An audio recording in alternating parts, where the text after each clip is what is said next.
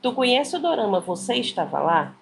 Esse dorama de 2025, ele é coreano, ele tem 8 episódios e ele foi criado por Chon Li-lin e ele traz aí no papel principal a Lee Yumi, né, que fez a jogadora 240 no Round 6 e foi a primeira coreana, né, a receber um Emmy aí, né, de ah, atriz convidada, né, em série dramática.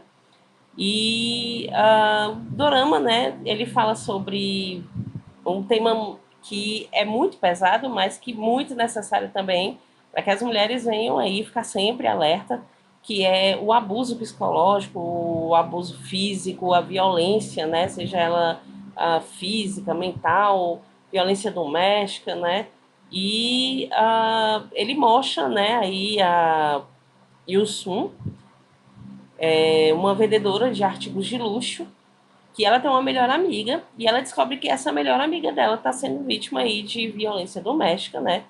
Então ela vai tentar ajudar essa amiga dela a voltar a ter uma vida de paz e a forma que elas vão achar para tudo isso é uma forma super radical, que é dar um fim ao marido aí, né? Da melhor amiga da Yusun. O dorama, eu achei ele assim um soco no estômago por causa de muitas frases, né, que a Yusun fala, né, e tantos outros personagens e também com tantas cenas, né, como por exemplo a cena que a Yusun vai denunciar, né, na delegacia o que a amiga dela está passando. E o policial faz um monte de perguntas nada com nada, né, como se não estivesse dando a mínima, como se aquilo não fosse quase nada. E ela fala para ele que ela está se sentindo num restaurante com uma pessoa perguntando se ela quer uma mesa para quantas pessoas, né? E tem também cenas flashback, né, dela voltando à infância dela. A mãe dela também passou por isso, né? A mãe dela também foi abusada aí pelo pai dela uma vida inteira. E aí a gente vê essas cenas, esses flashbacks, são muito tristes, né? Ela o tempo todo tentando preservar aí a inocência do irmãozinho dela, que era menorzinho que ela, né? Se trancando dentro de armário, levando ele para parquinho. É muito triste, a gente fica vendo tudo isso. E o dorama, né, ele é inspirado em um romance chamado Naomi N. Kanako, do escritor japonês Hideo Okuda, que conta praticamente a mesma história do dorama, né? E o romance ele foi um grande sucesso, né? Ali no Japão, ali na Coreia e tudo mais. E o dorama, né, ele traz um thriller assim de que mistura suspense, vingança, né, segredos de família, e tantas outras coisas. O dorama ele mostra muito uma realidade da Coreia, né, principalmente das mulheres, que a Coreia é uma sociedade super patriarcal, né? As mulheres sofreram no passado e sofrem até hoje, talvez não com a mesma intensidade que antigamente, mas elas ainda sofrem muito. Para elas poderem terem voz e vez, elas têm que lutar muito por isso. Até porque na Coreia não tem uma lei específica para isso, né? Para agressão de mulheres e tudo mais. Não tem nada especificado para aquilo. Daí vocês tiram, né? Como isso é uma coisa comum lá para eles. Ainda é um crime que ocorre bastante.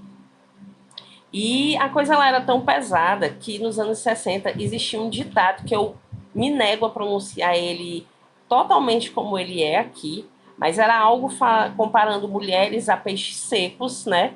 Dizendo que os dois precisavam, né, levar umas batidas e tudo mais, para poderem ter um gosto bom, né? Então, assim, uma coisa podre, né?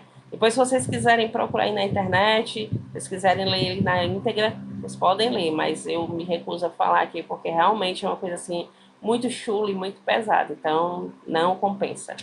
E a história lá é tão pesada que eu achei uma história, né, que é da Choi Maija. E a Choi Maija é uma senhora que tem 78 anos. Ela passou 60 anos da vida dela, né, desde os 18 anos dela, tentando provar a inocência dela.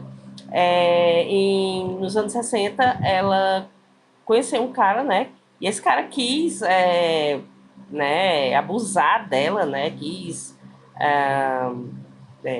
violentar ela.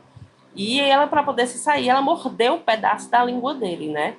E aí, mesmo assim, ela foi presa, acusada de agressão corporal leve, né? E ela passou uma vida inteira tentando provar a inocência dela, provar que ela só fez aquilo para tentar se defender. Mas todas as vezes que ela pediu um julgamento mais justo, ele era adiado, né? Ele era deixado para lá e tudo mais.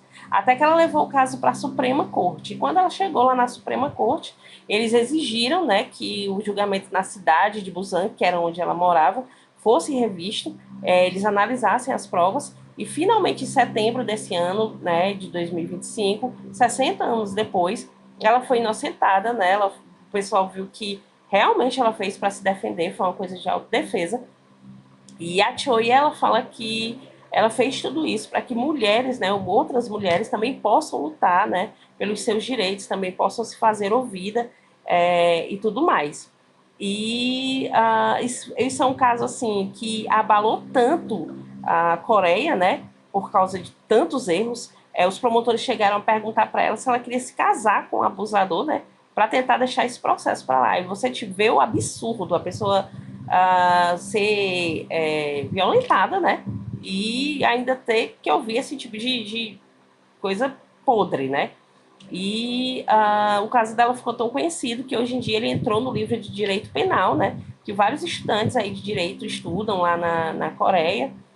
E para poder ficar de aviso, né? Para que as futuras gerações vejam que isso realmente é um absurdo.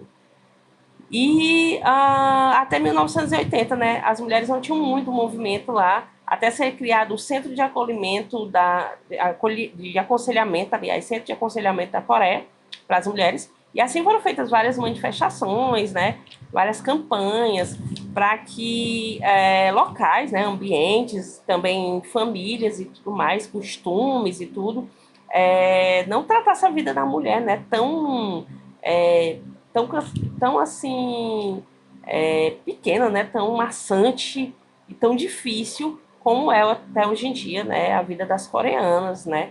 Eu vi um vídeo de uma dessas moças que são casadas com coreanos, né? Que fazem vídeo e tudo mais. E elas falaram, e ela falava que o marido dela era um em tantos, né? Porque ela dizia que lá os homens eram realmente assim com as mulheres, né? Eles eram muito maçantes, né? Muito machistas e que o número de mulheres reclamando era enorme, né? Tanto que o divórcio tem crescido lá. E eu vou contar para vocês aqui o primeiro episódio, né? O primeiro episódio a gente conhece a Yusu, que trabalha com a loja de artigos de luxo, né? E lá ela recebe pessoas riquíssimas, né? De vários tipos. E ela conhece um cara que ele tenta levar lá um relógio e tudo, que tinha vários diamantes, mas ela consegue recuperar. Esse cara parece assim um mafioso e tudo, mas no final das contas ele é uma pessoa de gente boa. E aí quando ela volta para a loja, ela é chamada porque a mulher, né, de um cara lá muito importante, ela tá chamando ela mandou fechar até a loja. E quando ela chega lá, a mulher pede para que ela feche o vestido, o flash de trás. Quando ela vai olhar, a mulher tá toda marcada, né, cheia de hematomas. E aí ela só finge que não vê e fecha o vestido. E aí a mulher olha para ela e diz: Eu pensei que você era diferente. E aí aquilo ali fica martelando na cabeça dela, né?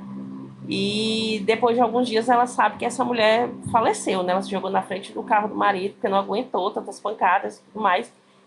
E aí ela fica desesperada. Ela tenta ligar para a amiga dela, que já fazia tempos, né, que ela não conseguia falar com essa amiga, ela sempre estava se saindo.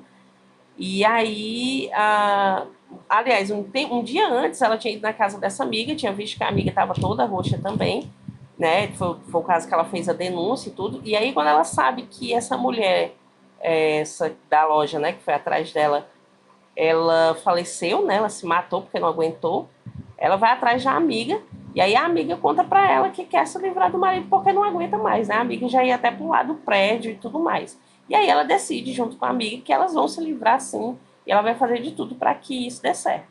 E é mais uma dica aqui do canal para vocês. Se vocês gostarem, curtam, compartilhem.